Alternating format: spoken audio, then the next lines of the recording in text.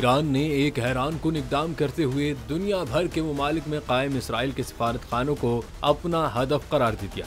Iran की फौज के chief of staff major general Hamad Hossein Bagheri ने एक गैर मामूली बयान में कहा है कि शाम में ईरानी सफारत खाने पर इसराइल के हमले का जवाब दिया जाएगा। ईरान अपने रद्दअमल का वक्त और तरीक़ेकार खुद तय करेगा। दूसरी तरफ इसराइल ने दमिश्क में 5 रोज पहले होने वाले इस वाक़े में मुल्लविस होने से इनकार किया है, जिसमें ईरान की पासदाराना इनकलाब के 2 जनरल बैक वक्त मारे गए थे। ईरानी आर्मी के सरबराह जनरल बगीरी ने कहा कि शाम में ईरानी सफारत खाने पर हमला इसराइल का खुदकुश मिशन था।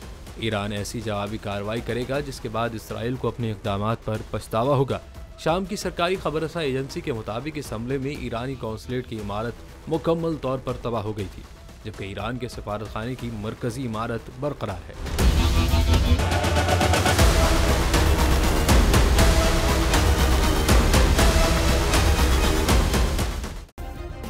सब्सक्राइब करें और बेल दबाएं ताकि कोई खबर रह न जाए।